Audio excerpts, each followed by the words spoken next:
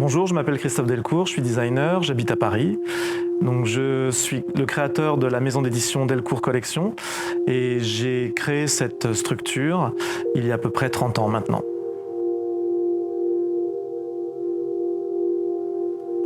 La création, c'est tous les moments de la vie, c'est-à-dire c'est vraiment ouvrir les yeux, regarder tout ce qui vous entoure. Donc je n'ai pas spécialement d'épisodes mémorables, mais en fait je suis très inspiré par la nature, essentiellement. Donc les balades en forêt, le fait de regarder ce qui m'entoure et surtout la nature m'inspire. Je peux juste rajouter peut-être une anecdote où dans ma famille, on m'appelle le traumatisé du piétement. Parce que voilà, j'aime beaucoup travailler les piétements de table et donc je travaille ces piétements comme des œuvres d'art, comme des sculptures. Donc c'est vrai que je donne toujours des noms en 3 lettres, c'est un peu un gimmick et souvent ça peut être juste un son qui m'intéresse où effectivement les 3 lettres reprennent également la forme du meuble. Donc voilà, c'est un mix des deux et voilà, j'aime beaucoup m'amuser avec ça. On a démarré il y a 30 ans avec cette façon de poser les choses et voilà, on continue à s'amuser, à trouver voilà, soit ça évoque un prénom, soit ça évoque effectivement un son, juste un son. Donc c'est aussi un petit jeu qu'on a entre nous dans la maison.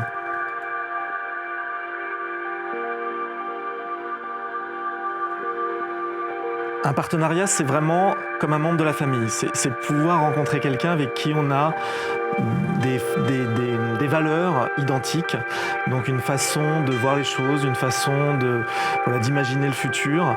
Et donc pour moi, Infini, c'est un membre de la famille aujourd'hui, donc quelqu'un de très important. Il y a de l'affection, il y a des échanges qui sont quotidiens, auxquels je tiens. C'est avant tout un partage de valeurs.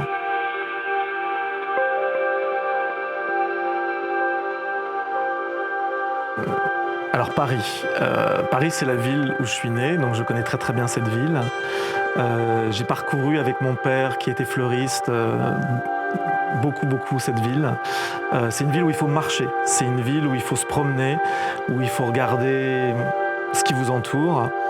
Moi, j'habite la rive gauche, mais c'est très facile d'aller de quartier en quartier.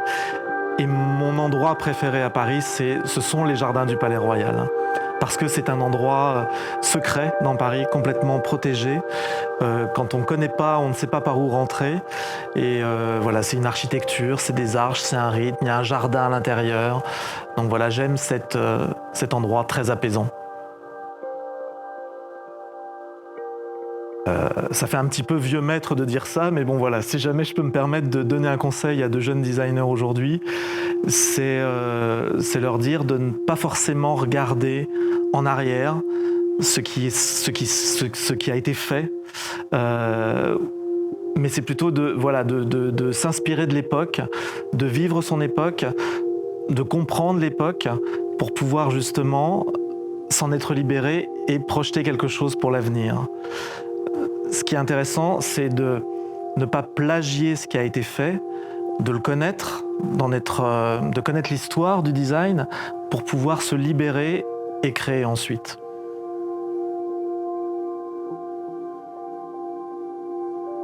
Alors, quelle est ma couleur ? J'ai une palette de couleurs qui est celle de la nature.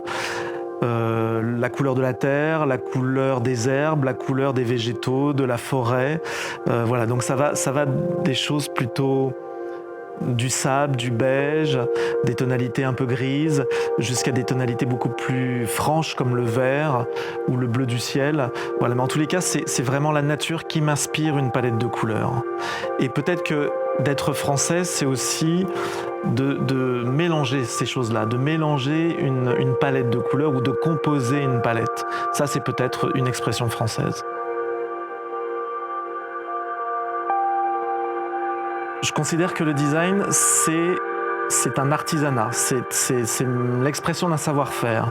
Donc moi, je donne juste des impulsions, des dessins, des envies, des idées, des formes.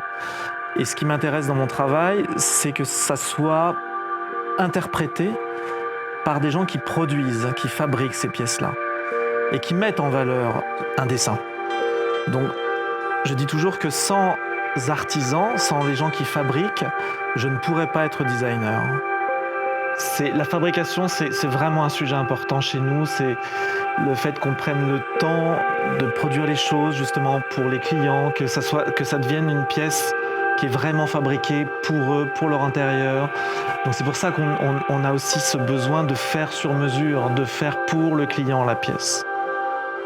Ça veut dire aussi souvent qu'on aime, que pour faire de jolies choses, il faut prendre le temps de les faire. Donc c'est le temps de fabriquer, le temps de les imaginer, le temps de les transporter aussi jusqu'à chez vous par exemple. Voilà, le temps est important, le temps nécessaire, le temps de faire bien les choses.